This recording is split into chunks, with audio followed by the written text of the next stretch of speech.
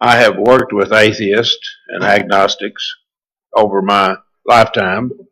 I run into people who were basically agnostics, which an agnostic says, I don't know whether God exists or not.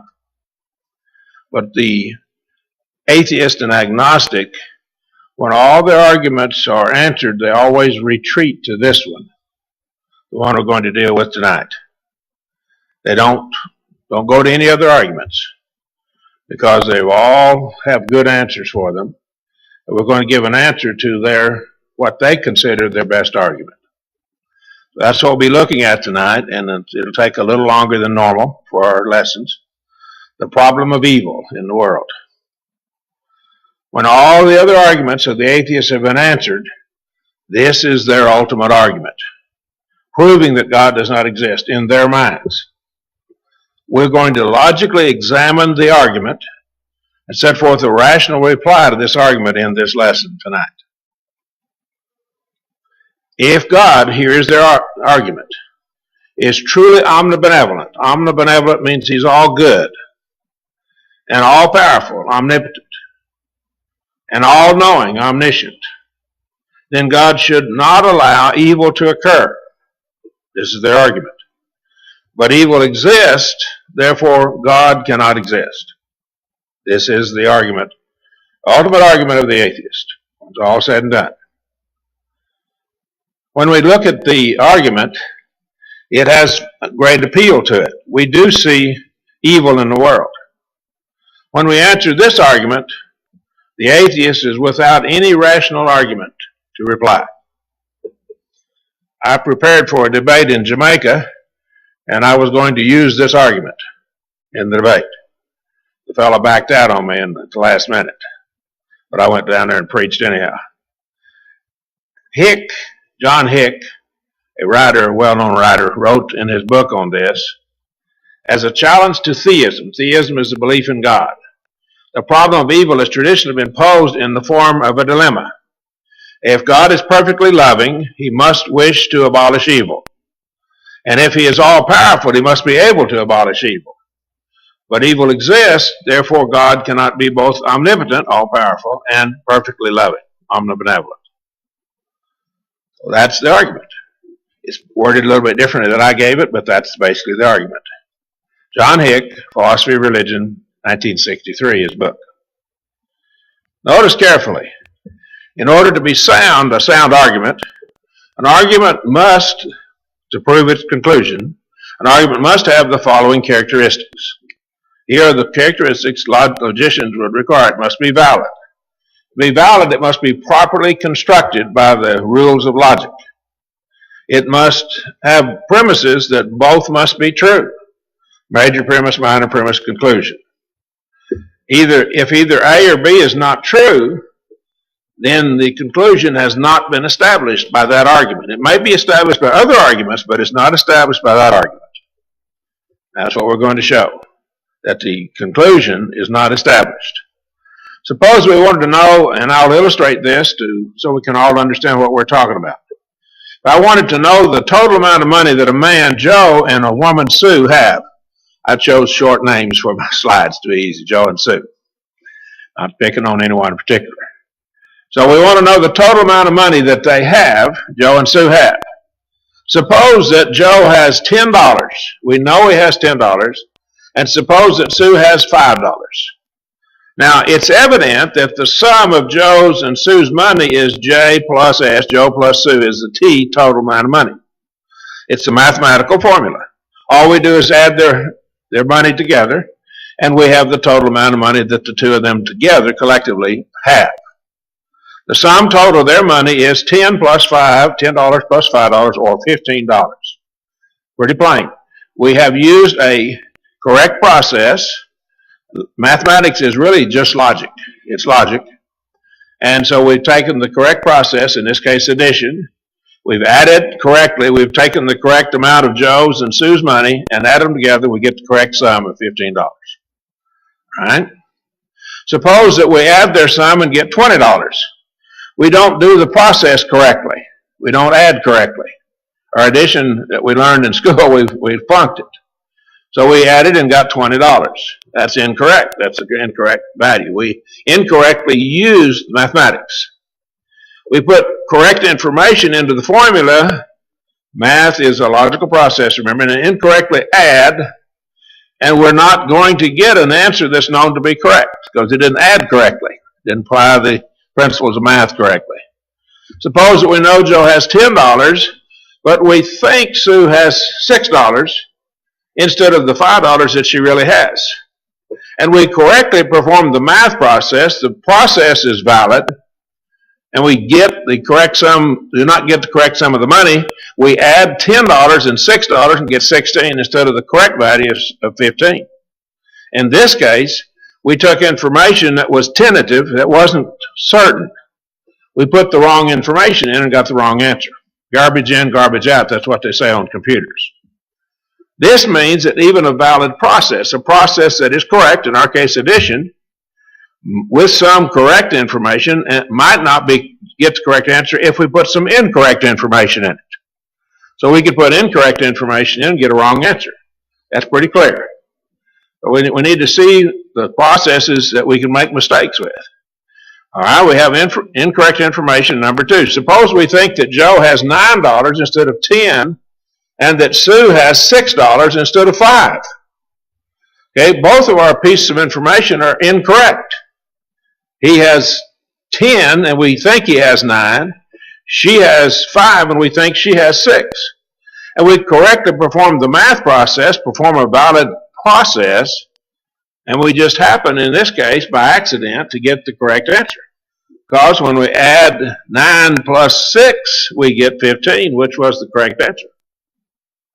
You see, we might accidentally get a correct answer with incorrect information.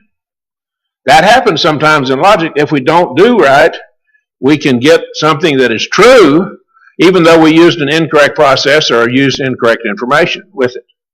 That happens a lot with people's reasoning about the Bible. We don't have time to look at it tonight. Look further. Suppose we think that Joe has $25 instead of $10 and think that Sue has $10 instead of $5. See, we're wrong on both what they both have, and we incorrectly subtract their amounts. We perform an invalid process on this problem. We just happen to get a correct answer. In this case, 25 minus 10 is 15, which is the correct answer. You see, we can really have it messed up, wrong process, wrong information, to get the right answer. It can happen. We see it in this case. Sometimes it happens with logical reasoning as well. We see that we might accidentally get a correct answer with incorrect information and an invalid process, the wrong process. Now, from these examples, we learned that we must have correct information and a valid or correct process in order to know for certain that we have a correct answer. That we must know. From these examples, we also learned that an incorrect information and an invalid process, we might possibly accidentally get a correct answer. That's entirely possible.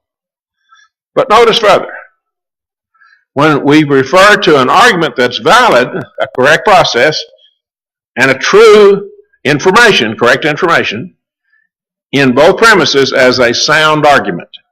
In other words, the answer is correct. We know it to be a fact. We refer to an argument that is either an invalid process or incorrect information in either premise and or a combination of these as an unsound argument. It doesn't prove anything, even though the answer may be correct. In order for the atheist to prove his case, his argument must be sound. He must have a proper, valid process and true information. So let's examine, we're going to examine his argument in just a minute. In this study, we're going to demonstrate that this argument made by atheists is not sound. It is unsound. We're going to show it. The argument of from the existence of evil set forth by the atheist is, it's in simple form, if God existed, he would not allow evil to occur because he is an all-loving and all-powerful God. He's all-loving and all-powerful. That's simplified form. In logical form, if we put it in the correct form, if God exists, then God must be both omnibenevolent and omnipotent, all-loving and all-powerful. Now, If God is either not omnibenevolent or not omnipotent, then God does not exist. I agree with this. I agree with this argument. I believe it is a sound argument. I believe that it would be true. Both premises are true. If God exists and is both omnibenevolent and omnipotent, then evil should not exist. You see, these don't necessarily follow. We got a correct process, but our joining of these together is wrong. So we do have the form of it is correct. It's like our addition we had a few minutes ago. We're going to show that in just a minute. This argument really sounds good on the surface, but we're going to show that it's not. We do admit that evil exists. I've seen it everywhere around me. Therefore, either God does not exist, or God is not omnibenevolent, or God is not omnipotent. That's their argument. God is either not omnibenevolent, or all-loving, or all-powerful, omnipotent, then he is not God. Therefore, God does not exist. That's their argument when it's all said and done. Now then, once we understand their argument, we can simplify it. If God exists, and evil should not exist. Evil exists, therefore God does not exist. In simple terms, that's their argument. But it's all linked to the series of arguments they've made earlier. Now then, let's look further at this. The argument is valid, that is properly constructed. The process is referred to as modus tollens. The consequent is denied, and the antecedent is denied. All right? That's correct. I admit the second premise is true. I deny that the first premise is true. The consequent and if-then statement, they must be joined together. I can't say if pigs fly, then I can jump 20 feet. That's not true. Because pigs flying and me jumping 20 feet are not related to one another. You see, you can't just make a statement, they must be joined to one another. If Donald Trump is our president, then he was elected president. That's joined. I can say that, and I can say he is our president because he was elected president.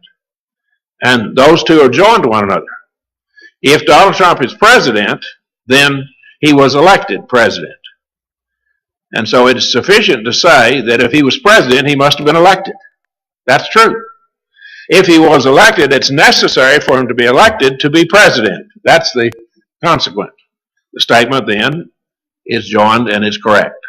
It is a correct statement. It's a logical statement. It's a proposition. All right? Let's look further. If God exists and evil should not exist, I deny this premise. All right? This is where I deny. They're wrong in this. Evil exists. This premise is true. Therefore, God does not exist. It's valid, and properly constructed, but it's not correct because the premise is wrong. In the English language, the word evil is both an adjective and a noun. As an adjective, morally reprehensible, sinful, wicked, arising from actual or imputed bad character or conduct, that's Calvinist point, an archaic, inferior, or causing discomfort or repulsion, offensive, disagreeable, causing harm, pernicious, marked by misfortune. So we see sometimes evil refers to something that's morally bad, reprehensible. Sometimes it refers to something that's just a misfortune. We'll say evil occurred, that is, he broke his leg, or he was in a automobile accident. And we use the term evil has occurred. So evil is used in both of those ways in our language. Actually, there's more than two that I've laid out here, but there are two ways that are found in the Bible. Let's look at the noun now. An English word evil is a noun, and it's a noun, the N here, right here, means it's a noun, right there. And the fact of a suffering, misfortune, or wrongdoing. Cosmic evil force, something that brings sorrow, distress, or calamity. See, the noun form of it is something bad that's happened, not necessarily morally evil. So the word evil is used in two ways, and the atheist goes back and forth treating them like they're the same. Doesn't make the distinction that the Bible does make for itself. It is used to refer to an immoral act such as murder, stealing, lying. The scriptures speak of evil thoughts and purposes of the heart.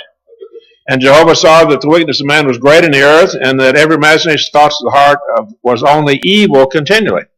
That's a morally reprehensible thing, an immoral act. That's how the word evil is used there. But in Proverbs 12 and verse 6, the words of the wicked are of lying to wait in blood for blood, but the mouth of the upright shall deliver them. So the wicked here, that's evil words, evil speech here, morally reprehensible.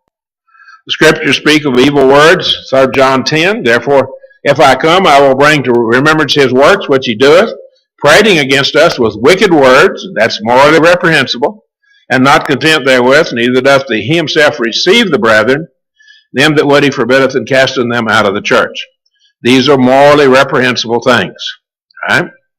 The scriptures speak of evil actions in Nehemiah 9:35, for they have not served thee in their kingdom, and in their great goodness, in thy great goodness that thou gavest them, and in the large and fat land which thou gavest before them, either turned they from their wicked works. He's talking about Israel here, the Nehemiah is, his nation, after the captivity in Babylon. Now then, the scriptures speak further of evil actions, but the things which proceed out of the mouth come forth out of the heart, and they defile the man. For out of the heart cometh forth evil thoughts, murders, adulteries, fornications, thefts, false witness, railings. That's saying things to hurt people. These are the things which defile the man, but to eat with unwashen hands defileth not the man. Obviously, we see morally reprehensible things, thoughts, acts, and words, all three. Now, scriptures use the word evil in a different way. They speak of events or things that occur as evil, meaning that something bad happens. This is the meaning of Genesis 44:34. Like we have in English, the Hebrew uses it both ways, so does the Greek. For how shall I go up to my father if the lad be not with me? Now, he's talking about going back to Jacob and going up without Benjamin, lest I see evil that shall come on my father. If I go back and don't take Benjamin, it's going to kill my father. My father's going to die from sorrow. And that's evil. That is, his sorrow is an evil thing. It is bad thing that's going to happen to my dad. He's going to be so sorrowful. He may even die from it. So here, the word evil is not a morally reprehensible thing. If we lost his son, he thinks he's already lost Joseph, one of his sons, of Rachel's sons, him and Rachel's sons. And he now, if he sees that Benjamin is lost, or thinks he is, it may kill him. It will certainly be an evil thing. That is not morally reprehensible, but it's something that is a bad thing that's going to happen. Now look at Exodus 32:14. And Jehovah repented of the evil which he said he would do unto his people. So people have claimed, the atheists have claimed, we're answering basically two basic arguments that they make. God must be evil because he said he was going to do evil. No, he's going to bring trouble upon Israel, and he would bring it upon them because he would not protect them anymore, because they had turned from him. They were doing evil things, and God said, I won't protect you anymore as I've protected you in the past. And so evil will come upon you. Bad things are going to happen to you. That's what that means. This is the meaning of Deuteronomy 7:15. And Jehovah will take away from thee all sickness, and none of the evil diseases of Egypt, which thou knowest will he put on thee, but will lay them upon all them that hate thee. So he tells them about sanitation and other stuff in this context, and they won't be getting the diseases of the Egyptians, the evil things. Bad things make you sick, see? And so evil is used in that way there. Now we're dealing with both of these terms, and we have to deal with both of them. The existence of evil, from the first definition of evil, that evil is an immoral act, does not prove that God does not exist or cannot exist. Some pain and suffering is not evil. Let me show that. Yes, pain and suffering is not always evil. Another attribute of God demonstrates the unsound nature of this argument. Let us say it out. God is a free moral being, able to choose either good or evil. That's the nature of God. Because God is totally good, omnibenevolent, he always chooses to do what is good. In fact, it's impossible for him to do evil because he is good, infinitely good. God created man in his image, Genesis 1:27. This means that man is free to choose either good or evil. And God created man in his own image. In the image of God created he him, male and female created he them. So now we have God creating with his own image, and his image is he's free moral, free to choose. Now, every choice we make has an effect. It either affects us and others in a positive manner. If we choose to do good, it's a positive manner. Or it affects us and others in a negative manner if we choose to do evil. So our choices affect both us and other people. As long as God allows us freedom of will, there will be both negative and positive effects on our choices. All right? Now look further. As a totally righteous or just being, God has decreed that there are consequences for our choices.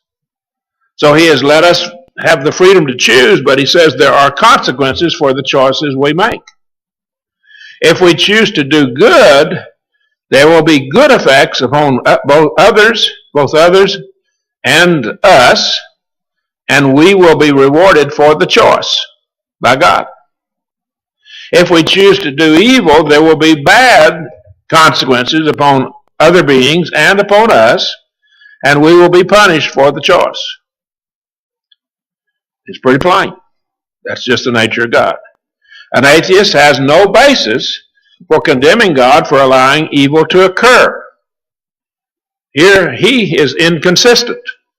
Without a supreme being, God, there is no objective standard for determining good and evil, right and wrong. Only God, a supreme being, may determine what is good and what is evil. Man does not have the ability to do that. It is not possible to create a finite being with free will without the possibility of the being choosing to do what is evil.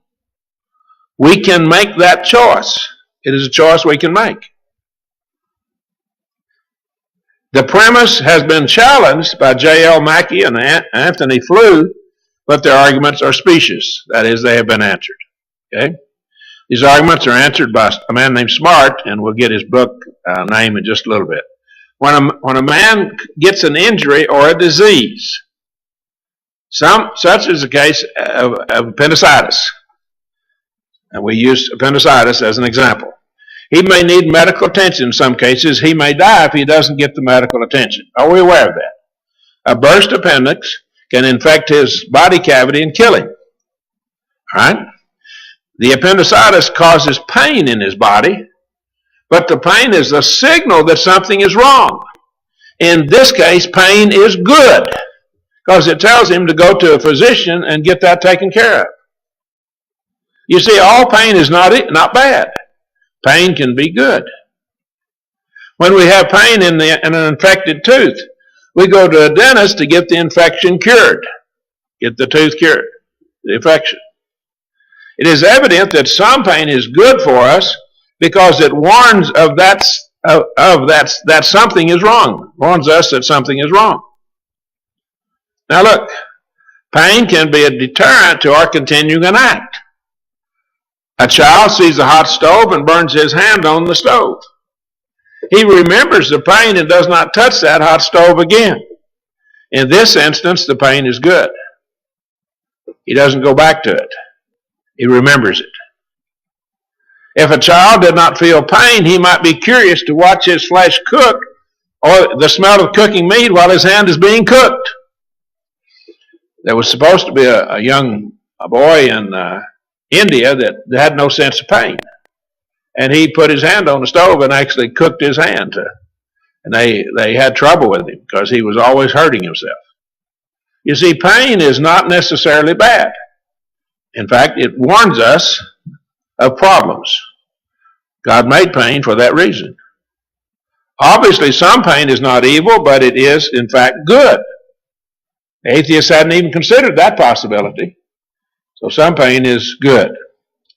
If we have been taught to love other people as the Bible teaches us and as God teaches us, this is only taught in the Scriptures, and it's not taught by false religion. It's only taught by Christianity. We will see the pain in other people that occurs as a result of our actions. As a result of some of our actions, our evil actions. And we will refrain from committing the act that caused the pain in the future. It will be a deterrent to us, causing us to do less evil, because we've been taught to love our neighbor as ourselves. So again, we are showing here that, in fact, pain is not necessarily always bad. The pain that results from sin also becomes a deterrent to our committing more sin. Thus our heart's evil. So we can put it aside. We also see the pains of sins committed by other people. Sometimes we're the recipients of that pain.